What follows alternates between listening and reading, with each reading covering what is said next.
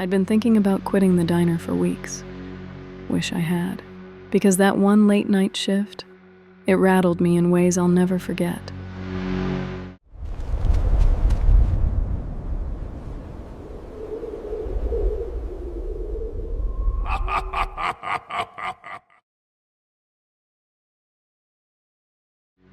It was a Thursday night, the kind where the rain feels like it's trying to drown the world.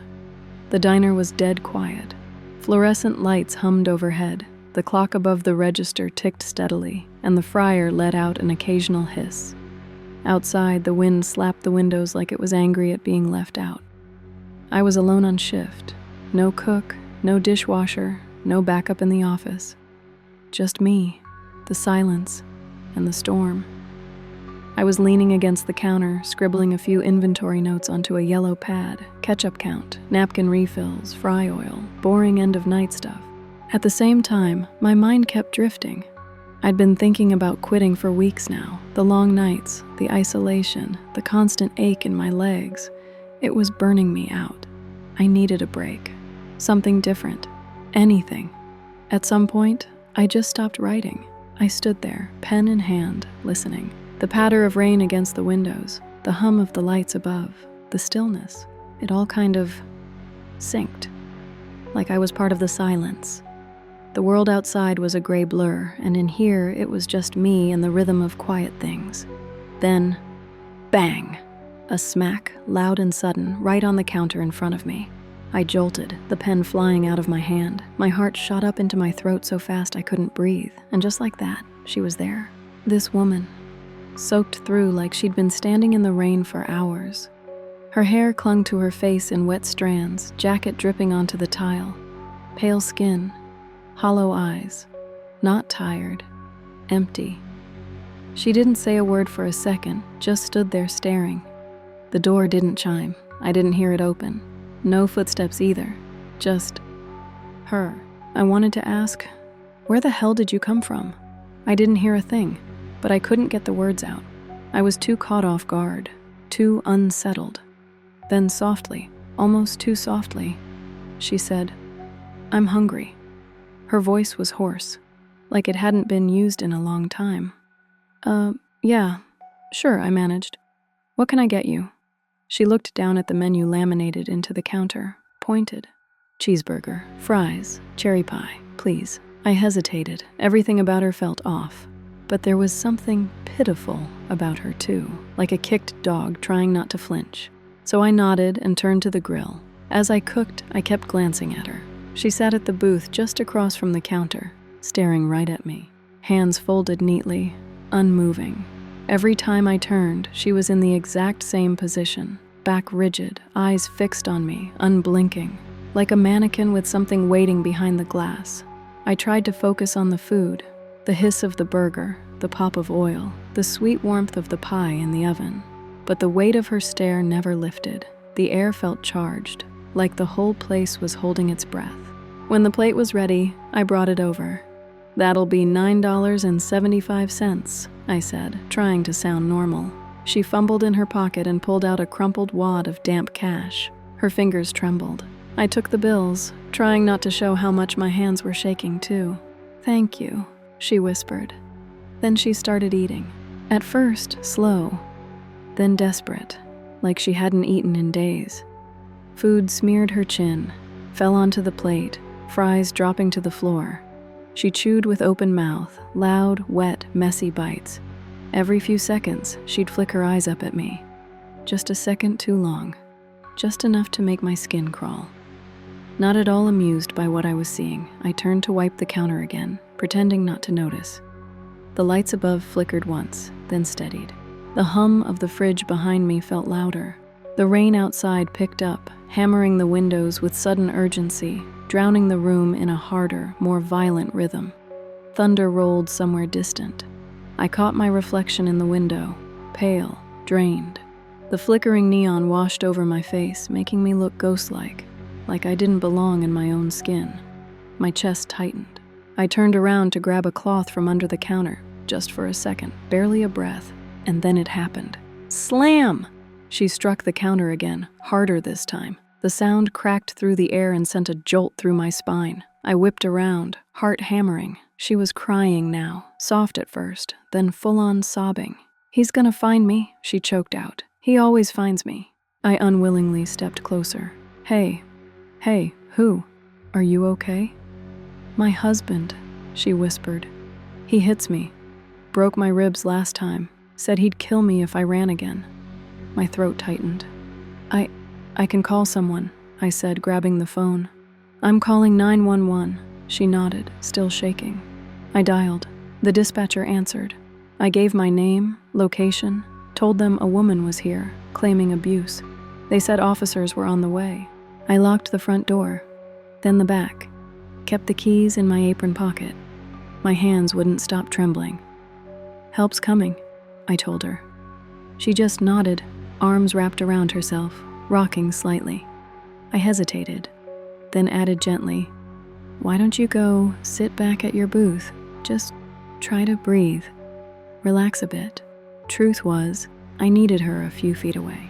Her closeness, the way she hovered at the counter, like a shadow that didn't belong. It set my nerves on edge. I couldn't explain it, but I felt like if she stayed right there, something would snap. I needed a minute. Just one. I stepped behind the counter, trying to ground myself, when my phone buzzed in my apron pocket. It was my dad. "Hey kiddo, you doing all right out there in that storm?" I swallowed hard. Not really. Something weird just happened. A woman came in, real shaken up, said her husband was looking for her, said he hurts her. There was a bit of a pause on the other end, then his voice dropped low, concerned. "Alison, are you okay? Where is she now? Are you alone?" "Yeah, I'm alone. But I called 911. They're on their way. I don't know. Something about her felt off, like really off." "Do you want me to come down there?" "I can leave right now," he said. "No, it's okay. Don't worry. The cops should be here any minute." As we talked, I moved around the diner, wiping a table here, checking the coffee pot there. Just little nervous habits to keep from losing it. The sound of his voice was comforting, steadying me. We stayed on the line a few more minutes. Eventually, I said, "Okay, I should go check on her again." "All right. Take care, honey. Let me know you're okay. And please, keep your distance from that lady. She doesn't sound right," he said. "Will do." I hung up and slid the phone back into my pocket. My nerves had settled just enough. I walked back to the counter, still holding on to the last bit of calm my dad's voice had given me. I leaned to the side to glance toward her booth. "Hey, don't worry, the cops will be..." I stopped mid-sentence. The booth was empty. No woman, no movement, just the plate of food, half-eaten, the cherry pie untouched, the coffee cup still gently steaming. My chest tightened. "Hello?" I called out, my voice thinner than I wanted it to be. I took a few steps toward the booth, peering down the aisle. "You there?" Nothing. She was gone. I stood frozen in the middle of the diner, my heart pounding loud enough to drown out the rain. My thoughts scrambled for logic. Maybe she slipped out somehow? But how? I had the damn keys. I locked the doors myself, front and back, double-checked them. I rushed to the front door, still locked. Back door, same. Not even rattled. No broken latch, no cracked window. For a second I thought, did her husband break in and take her? But how? I didn't hear any break-in noise or glass shattering or anything for that matter. My skin prickled. That creeping feeling crawled up my spine.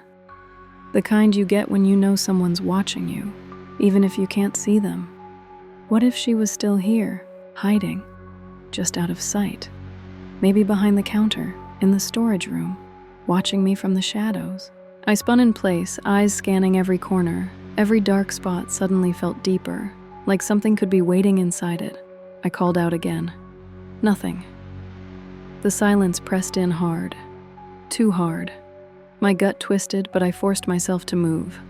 I checked the pantry first, then the bathroom. Each time I paused before opening the door, part of me terrified she'd leap out from behind it. But nothing. No signs of her anywhere. And that's when the real horror sank in. She was actually gone. Then the sirens came. 2 officers walked in after I unlocked the door. I was a mess, pale, frantic, trying to explain everything. They listened, took notes, tried to calm me down. Then one of them, older guy, gray at the temples, paused. "Wait, she said her husband hit her?" "Yeah," I said. "Said he was looking for her." He glanced at his partner. "A woman like that came in here about a year ago. Matched what you said. Vacant. Looked like she hadn't slept in weeks. Came in soaked to the bone. It was pouring that night too. Said her husband was beating her. We took her statement." He paused, eyes narrowing. "Man, I still remember.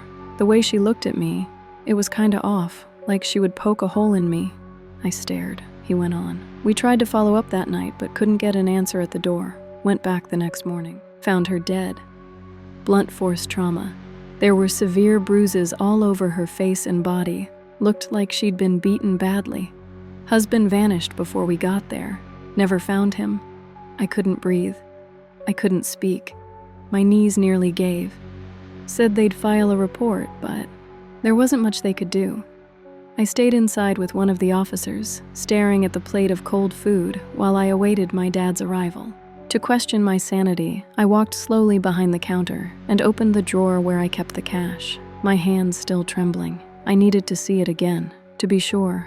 The money was there, damp, crumpled, the same bills she gave me. I picked one up. It was still cold. She had been here. This was all real, I told myself. That's when my dad finally arrived to collect me. I called the next day and told them I wasn't coming back. Didn't explain much. Just quit. I couldn't step foot in that place again. I went silent for weeks. Ignored messages. Ignored life. It's been almost 6 months now, and I haven't stepped foot in a diner since. Especially not at night. Sometimes when I close my eyes, I still see her. That soaked hair. Those unblinking eyes. That stare. Like she was still starving for something I couldn't give.